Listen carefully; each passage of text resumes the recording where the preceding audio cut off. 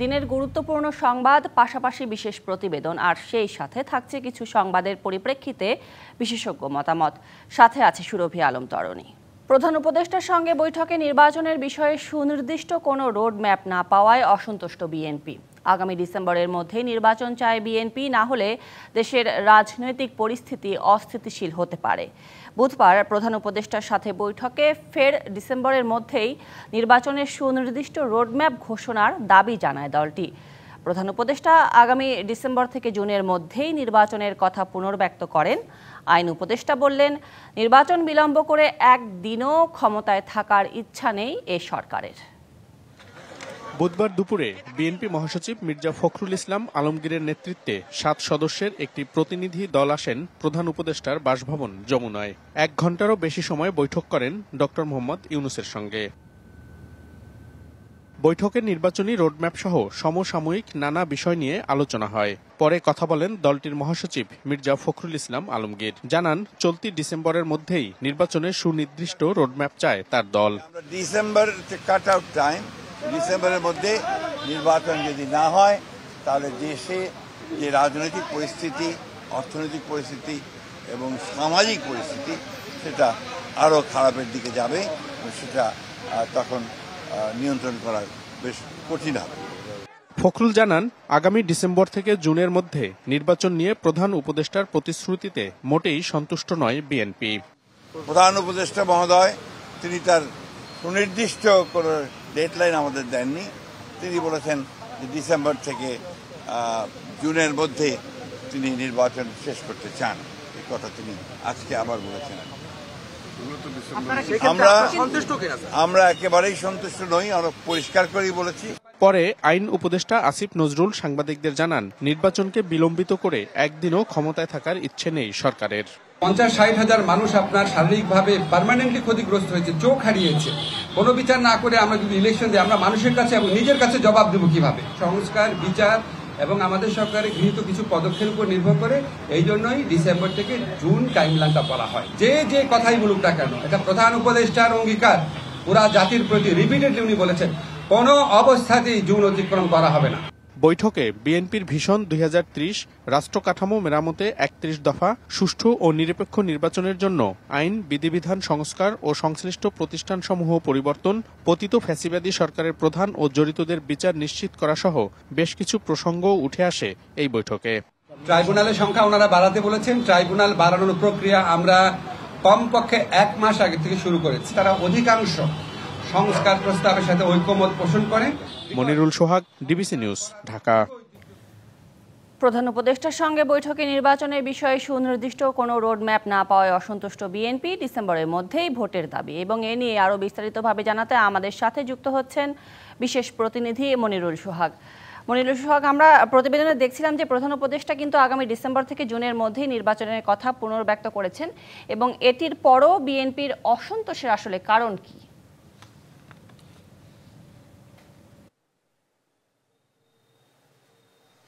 আপনি জানেন যে বিএনপি যেটি আগে থেকেই বলে আসছে যে আসলে দ্রুত সময়ের মধ্যে নির্বাচন এবং প্রয়োজনীয় যে কয়েকটি সংস্কার আছে সেই সংস্কারগুলো যাতে তারা করে এর মধ্যেই নির্বাচন দেয়, সেই বিষয়টি সম্পর্কে কিন্তু বারবার বিএনপির পক্ষ থেকে তাগিদ দিয়ে আসা হয়েছিল। এবং আজকের যে বৈঠক, সেই বৈঠকে মূলত ডিসেম্বরের মধ্যেই তারা নির্বাচনের যে প্রতিশ্রুতি সেটি তারা চেয়েছিলেন এবং রোডম্যাপ চেয়েছিলেন। কিন্তু প্রধান উপদেষ্টা কিন্তু আগে থেকে যে বক্তব্য দিয়ে আসছেন যে ডিসেম্বর থেকে জুনের মধ্যে যে নির্বাচন, সেই বক্তব্য কিন্তু আজকেও তিনি দিয়েছেন এবং সেই কথা তিনি আজকেও বলেছেন, যার কারণে আসলে বিএনপি তাদের যে চাওয়া সেই বা আকাঙ্ক্ষা, সেই আকাঙ্ক্ষার সাথে প্রধান উপদেষ্টার যে মতামত সেটিতে মিল না হওয়ায় মূলত এই তাদের ভেতরে যে অসন্তোষ সেটি তৈরি হয়েছে। তবে মির্জা ফখরুল ইসলাম আলমগীর কিন্তু বলেছেন যে মূলত তিনি এই বিষয়টি নিয়ে নিজের দলের ফোরাম এবং সহ রাজনৈতিক দল যারা রয়েছেন তাদের সাথে আলোচনা করে পরবর্তীতে এই বিষয়ে সিদ্ধান্ত জানাবেন বা পরবর্তীতে তারা কি করতে চান সেই বিষয়ে জানাবেন। তবে তিনি কিন্তু একটি ইঙ্গিত দিয়েছেন যে আসলে রাজনৈতিক, অর্থনৈতিক এবং সামাজিক পরিস্থিতির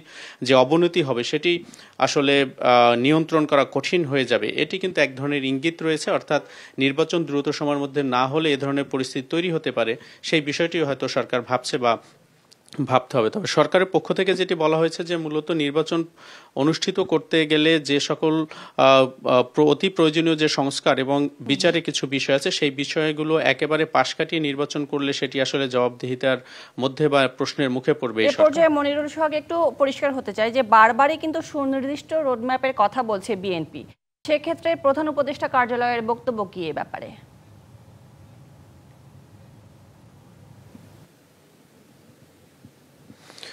প্রধান উপদেষ্টার কার্যালয় এবং বিশেষত আজকের বৈঠকে প্রধান উপদেষ্টা নিজে কিন্তু একটি বিষয়ে বারবার আশ্বস্ত করেছেন বা উল্লেখ করেছেন যে ডিসেম্বর থেকে জুনের মধ্যেই নির্বাচন, অর্থাৎ কোনো অবস্থাতেই জুন অতিবাহিত হবে না, এটি কিন্তু এখন পর্যন্ত নিশ্চয়তা দেয়া বা আশ্বস্ত করা সেই বিষয়ে কিন্তু প্রধান উপদেষ্টা কার্যালয় এবং প্রধান উপদেষ্টা রাজনৈতিক দলসমূহ বা বাংলাদেশের সাধারণ মানুষ যারা রয়েছেন, জনগণ যারা রয়েছেন তাদের উদ্দেশ্যে কিন্তু এই বিষয়টি বারবারই আসছে। অর্থাৎ নির্বাচন করার জন্য বা নির্বাচন অনুষ্ঠিত হওয়ার জন্য যে সকল পরিবেশ তৈরি হওয়া দরকার, ন্যূনতম যে সংস্কার দরকার এবং পাশাপাশি বিচারের যে বিষয়টি রয়েছে গণ অভ্যুত্থানের ঘিরে এবং তার পরপরই যে দাবি রয়েছে মানুষের, সেই বিষয়গুলোকে একেবারে পাশ কাটিয়ে সরকার নির্বাচনে যেতে পারছে না, এটি কিন্তু আসলে এক ধরনের পরিষ্কারভাবে আজকে যে ব্রিফিং হয়েছে প্রধান উপদেষ্টার কার্যালয়ের পক্ষ থেকে আসিফ নজরুল তিনি কিন্তু এটি পরিষ্কার করে জানিয়ে দিয়েছেন। অর্থাৎ সরকার নির্বাচনের যে প্রস্তুতি সেদিকেও আগাচ্ছে এবং পাশাপাশি যে সংস্কার রয়েছে এবং বিচারের যে বিষয় রয়েছে সেদিকেও কিন্তু আগাচ্ছে। অর্থাৎ দুই দিক মিলেই একটি সুন্দর সময় এবং একটি গ্রহণযোগ্য সময় সরকারের কাছে মনে হয়েছে, হয়তো সেটি ডিসেম্বর থেকে জুনের যে কোনো সময়ের মধ্যে। এখন রাজনৈতিক দলগুলোর সাথে আসলে এর পরবর্তীতে যে সকল বৈঠকগুলো হবে বা আলোচনা হবে সেখানে আসলে দুই পক্ষ অর্থাৎ রাজনৈতিক দল এবং সরকার মিলে সুনির্দিষ্ট রোডম্যাপ যদি হয়েই যায় তাহলে রাজনৈতিক দলগুলোর কি কি সুফল বা লাভ হতে পারে?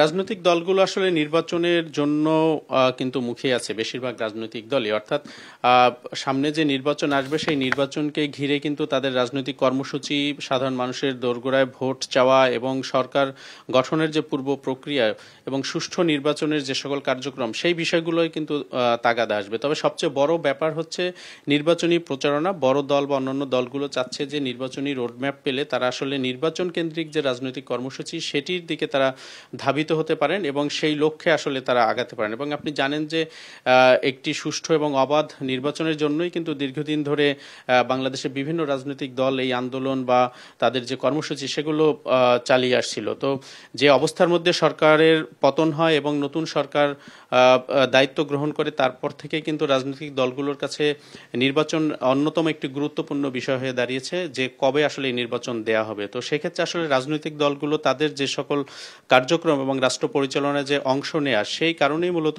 এই নির্বাচনকে অধিক গুরুত্ব দেয় এবং সেটির একটি সুনির্দিষ্ট এবং এই নির্বাচন নিয়ে জনমনেও আকাঙ্ক্ষা তৈরি হয়েছে। দেখা যাক এখন সময় বলে দিবে সামনে কি হতে যাচ্ছে। অসংখ্য ধন্যবাদ মনিরুল সোহাগ আপনাকে যুক্ত হবার জন্য আমাদের সাথে। মার্কিন দুই ডেপুটি সেক্রেটারি এবং পাকিস্তানের পররাষ্ট্র সচিবের ঢাকা সফর বাংলাদেশের পররাষ্ট্র নীতির জন্য এই মুহূর্তে খুবই গুরুত্বপূর্ণ বলে মনে করছেন কূটনৈতিক বিশ্লেষকরা। প্রধান উপদেষ্টার প্রেস সচিব বলছেন, সার্ক উজ্জীবিত করতে এবং দ্বিপক্ষীয় সম্পর্ক উন্নয়ন করতেই পাকিস্তানের পররাষ্ট্র সচিবের এই সফর। যুক্তরাষ্ট্রের দক্ষিণ ও মধ্য এশিয়া বিষয়ক উপসহকারী পররাষ্ট্রমন্ত্রী নিকল চুলিক এবং পূর্ব এশিয়া ও প্রশান্ত মহাসাগরীয় অঞ্চল বিষয়ক উপসহকারী পররাষ্ট্রমন্ত্রী এন্ড্রু হেরাব 3 দিনের সফরে এখন ঢাকায়। সফরের শুরুর দিন নিকল বৈঠক করেছেন প্রধান উপদেষ্টার আন্তর্জাতিক সম্পর্ক বিষয়ক বিশেষ দূত লুৎফে সিদ্দিকের সাথে। বিভিন্ন রাজনৈতিক দলের সাথেও বৈঠক করছেন তারা। এদিকে বুধবারই সফরে এসেছেন পাকিস্তানের পররাষ্ট্র সচিব আমনা বালুচ। 2012 সালে দেশটির তৎকালীন পররাষ্ট্রমন্ত্রী হিনা রব্বানী খাঁ ঢাকা সফরে এসেছিলেন। এমন প্রেক্ষাপটে 15 বছর পর হতে যাচ্ছে পররাষ্ট্র সচিব পর্যায়ের বৈঠক। প্রধান উপদেষ্টার প্রেস সচিব বলছেন, দক্ষিণ এশিয়ার সব দেশের সাথেই সম্পর্ক উন্নয়ন চায় বাংলাদেশ। পাকিস্তানও আমাদের সাউথ এশিয়ান পরিবারভুক্ত, সার্কের ভুক্ত। আমরা তাদের সাথে সম্পর্ক উন্নয়ন চাচ্ছি, আমরা ইন্ডিয়ার সাথে সম্পর্ক উন্নয়ন চাচ্ছি, আমরা ভুটান, নেপালের সাথে চাচ্ছি। কূটনৈতিক বিশ্লেষকরা বলছেন, বাংলাদেশে নির্বাচন কবে হবে সে বিষয়ে জানতে চাইবে মার্কিন যুক্তরাষ্ট্র। স্বাভাবিকভাবে কখন একটা পার্মানেন্ট সরকার আসবে বা 5 বছরের 4 বছরের সরকার আসবে সেই জিনিসটা আমার মনে হয় তারা জানতে চাইবে খুব স্পষ্ট ভাবেই। তো এই ভিজিটটা যখন ওনারা করছেন সেই সময় ওনারা নিজেরাই একটা হলো পর্যবেক্ষণ করতে পারবেন যে বাংলাদেশের বর্তমান অবস্থাটা কি ধরনের। আর পাকিস্তানের সাথে সম্পর্ক উন্নয়নের ক্ষেত্রে দুই দেশের ব্যবসায়িক স্বার্থ কতটা উন্নত হবে তা দেখেই সামনে এগোতে হবে বলে মনে করেন তারা। যেহেতু পাকিস্তান পিছিয়ে গেছে বলতে গেলে বাংলাদেশের তুলনায়, সেই হিসাবে বাংলাদেশের ইনভেস্টররা কতখানি সুযোগ পাবে। কিন্তু একই সাথে মনে রাখতে হবে তৃতীয় আর একটা ধাপ আছে, সেটা হলো সামাজিক সম্পর্ক, যে একটা কুল সম্পর্ক যাচ্ছিল। বাংলাদেশ নিজে আমার মনে হয় যে বেশ প্র্যাগম্যাটিক্যালি জিনিসটাকে দেখার চেষ্টা করছে এবং তারা বিভিন্ন অপশনস গুলো তারা খোলা রাখছে। বৃহস্পতিবার পররাষ্ট্র মন্ত্রণালয়ে বৈঠক করবেন মার্কিন দুই ডেপুটি সেক্রেটারি, আর রাষ্ট্রীয় অতিথি ভবন পদ্মায় বৈঠক হবে আমনা বালুচের সঙ্গে। Ishrat Jahan Urmi, DBC news, Dhaka. Craft ইনস্ট্রাক্টরদের পদোন্নতি বাতিল সহ ৬ দফা দাবিতে দেশের বিভিন্ন স্থানে বিক্ষোভ করছেন পলিটেকনিক শিক্ষার্থীরা। কয়েক জায়গায় অবরোধ করা হয় মহাসড়ক ও রেলপথ। চট্টগ্রাম কক্সবাজার রুটে বন্ধ হয়ে যায় ট্রেন চলাচল। দিনাজপুরে আটকা পড়ে ২টি ট্রেন। এতে দুর্ভোগে পড়েন চালক ও যাত্রীরা। দাবি আদায় না হওয়া পর্যন্ত আন্দোলন চালিয়ে যাবেন শিক্ষার্থীরা। ৬ দফা দাবি আদায়ে চট্টগ্রামের ২ নম্বর গেটে সড়ক অবরোধ করেন পলিটেকনিকের শিক্ষার্থীরা। এতে বন্ধ হয়ে যায় চট্টগ্রাম কক্সবাজার রেল চলাচল। সিলেটে সকাল থেকে পলিটেকনিক ইনস্টিটিউট ক্যাম্পাসে জড়ো হন শিক্ষার্থীরা। বের করা হয় মিছিল, অবরোধ করা হয় সিলেট ঢাকা মহাসড়ক। পরে পুলিশ ও সেনাবাহিনীর সহযোগিতায় নিয়ন্ত্রণে আসে পরিস্থিতি। সিলেবাস যে পরিকল্পনাটা বা একাডেমিক যে পরিকল্পনা, এটা সঠিকভাবে প্রণয়ন হচ্ছে না। ৪ বছর মেয়াদী ডিপ্লোমা কোর্স এটা, কিন্তু এটা 4 বছর হচ্ছে না। ঢাকা বরিশাল কুয়াকাটা মহাসড়কের নগরীর নথুল্লাবাদ এলাকায় বিক্ষোভ করেন পলিটেকনিক ইনস্টিটিউটের শিক্ষার্থীরা। কেন্দ্রীয় বাস টার্মিনাল এলাকায় অবরোধের সৃষ্টি হয় ব্যাপক যানজটে। পরে প্রশাসনের হস্তক্ষেপে সরে যান শিক্ষার্থীরা। তারা পড়ে আসছে বাংলা ইংলিশ, তারা কিভাবে আমাদের সিভিলের সাবজেক্ট পড়াবে, কিভাবে আমাদের ইলেকট্রিক্যালের সাবজেক্ট পড়াবে? আমরা যে বিষয়ে পড়ালেখা করে যেই চাকরিটা পাবো, তারাই যদি সেই চাকরিটা পেয়ে যায় তাহলে আমরা ভবিষ্যতে কি করব? দাবি আদায়ে সোচ্চার ময়মনসিংহের পলিটেকনিকের শিক্ষার্থীরাও। বিক্ষোভ মিছিলের পর অবরোধ করা হয় নগরীর বাইপাস মোড়ে ঢাকা ময়মনসিংহ মহাসড়ক। রাজশাহীর ভদ্রা মোড় ও রেল লাইন অবরোধ করে বিক্ষোভ করেছেন পলিটেকনিকের শিক্ষার্থীরা। অবরোধের কারণে রাজশাহীর সাথে সারা দেশের রেল সংযোগ বিচ্ছিন্ন হয়ে পড়ে। এছাড়া বগুড়া, দিনাজপুর, নরসিংদী, ঠাকুরগাঁও সহ দেশের বিভিন্ন স্থানে বিক্ষোভে নামেন পলিটেকনিকের শিক্ষার্থীরা। প্রিয়া কুন্ডু, ডিবিসি নিউজ ডেস্ক। এবং এ নিয়ে বিস্তারিত জানাতে আমাদের সাথে বার্তা কক্ষ থেকে যুক্ত হয়েছেন সিনিয়র রিপোর্টার আরিফুল ইসলাম। আরিফুল ইসলাম, আমরা জানি ৮ মাস ধরে শিক্ষার্থীরা তাদের দাবিগুলো নিয়ে আলোচনা চালিয়ে আসছিল, তাহলে হুট করে কেন তারা আজ আন্দোলনে নামলো? তরুণী, যেটা আসলে সকাল থেকে হুট করেই না, এটা ৮ মাসের যে প্রস্তুতি, তাদের যে ৬ দফা দাবি, সেটা নিয়ে কিন্তু কাজ করছিল শিক্ষার্থীরা। এবং কি তারা বরাবরই যারা দায়িত্বপ্রাপ্ত ছিল বা সংশ্লিষ্ট যারা ছিল, চেয়ারম্যান থেকে শুরু করে প্রত্যেক জায়গায় গিয়ে কিন্তু তারা দ্বারপ্রান্তে গিয়েছে তাদের দাবি নিয়ে, কিন্তু কোনো ধরনের সমাধান আসেনি বিধায় আজকে তারা বাধ্য হয়েছেন সড়ক অবরোধ করতে। এমনকি সেই সড়কে অবরোধের কারণেও কিন্তু একটা বিষয় তারা যে দাবিগুলো উত্থাপন করেছেন, সেটা হচ্ছে যে মূলত যে প্রধান যে তাদের দাবিটা ছিল সেটা হচ্ছে তাদের যে 4 বছরই ডিপ্লোমা কোর্স বা ডিপ্লোমা ইঞ্জিনিয়ারিং পাশ করে বের হওয়ার যে মেয়াদ, সেটা অব্যাহত রাখতে হবে। এবং কি পাশাপাশি তাদের কারিকুলাম থেকে শুরু করে সিলেবাস এখনও উন্নত হয়নি বা আধুনিক করা হয়নি। যে উন্নত বিশ্বের মতো যে আধুনিকায়ন করার আদলে তৈরি করা, সেটা কিন্তু সিলেবাসটা এখন পর্যন্ত তারা পাচ্ছে না বা সেই সিলেবাস অনুযায়ী তারা পড়াশোনা করতে পারছে না, সেই বিষয়টা কিন্তু উল্লেখ আছে। এর পাশাপাশি 10ম গ্রেডের যা সহকারী প্রকৌশলী যারা আছেন তাদেরকে 10ম গ্রেডের বেতনভুক্ত করা। এছাড়া যারা ইঞ্জিনিয়ার এই পলিটেকনিক ইনস্টিটিউট থেকে যারা পাশ করে বের হবে তারাই মূলত চাকরি করতে পারবেন। বাইরে থেকে কেউ এসে সেখানে কিন্তু চাকরি নিচ্ছে বা বিভিন্নভাবে তারা এই চাকরি নিচ্ছেন বলেই তারা এই দাবিটাও কিন্তু উত্থাপন করেছেন।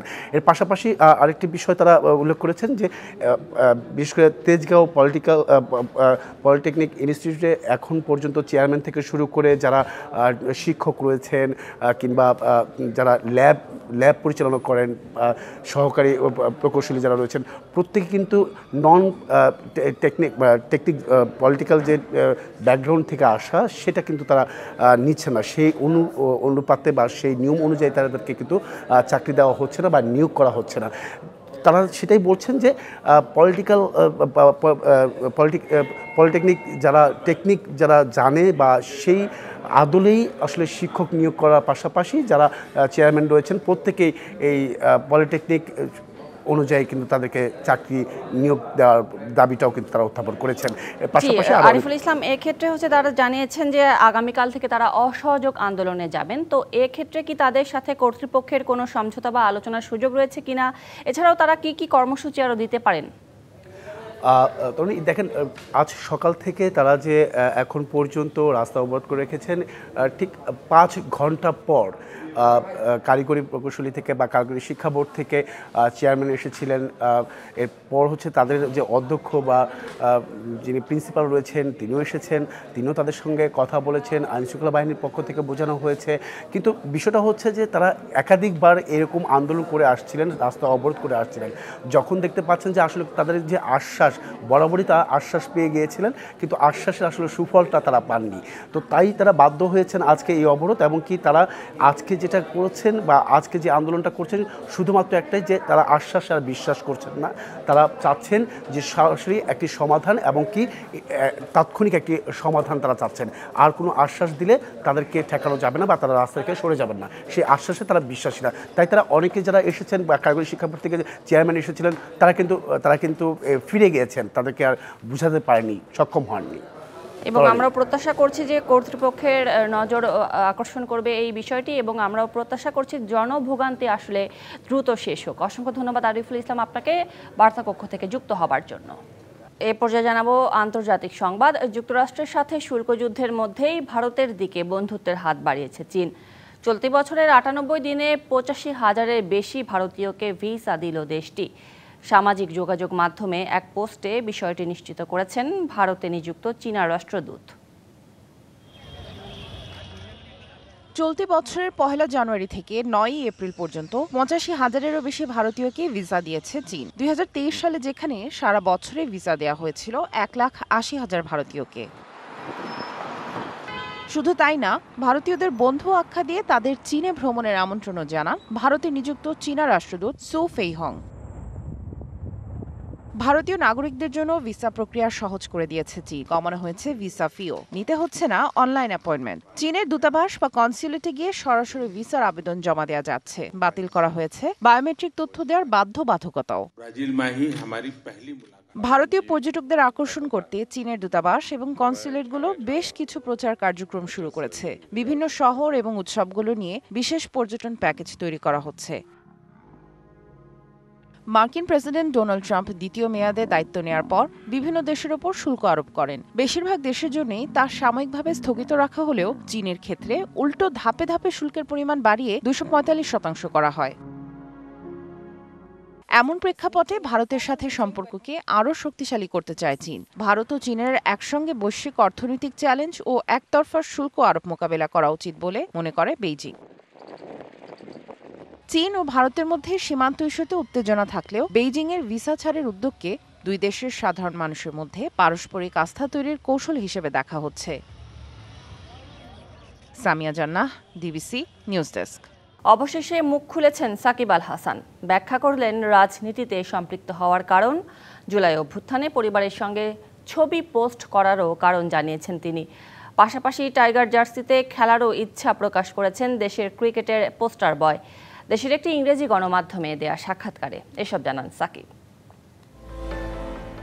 বাংলাদেশের প্রাণ সাকিব আল হাসান দেশের ক্রিকেটের সবচেয়ে বড় তারকা। তবে মাত্র 6 মাসের রাজনৈতিক ক্যারিয়ার বদলে দিয়েছে সাকিবের জীবন। হয়েছেন হত্যা মামলার আসামি।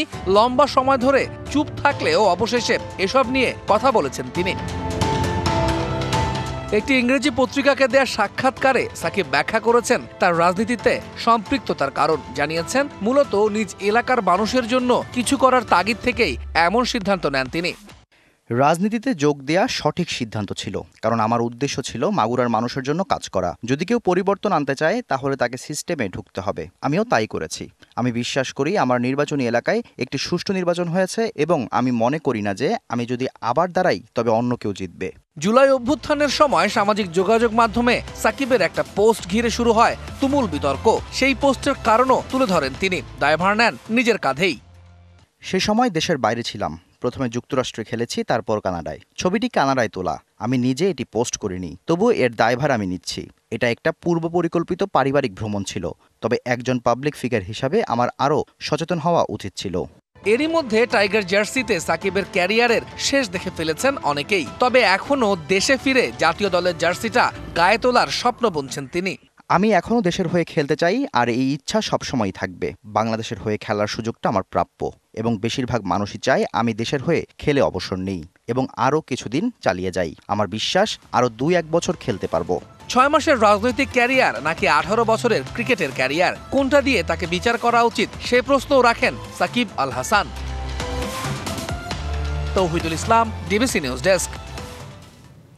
ডিবিসি নির্বাচিত সংবাদে এই ছিল এখনকার মতো। ডিবিসি নিউজের সংবাদগুলো পড়তে ভিজিট করুন dbcnews.tv আর ভিজিট করুন ডিবিসি নিউজের ফেসবুক পেজ এবং ইউটিউব চ্যানেল। সঙ্গেই থাকুন।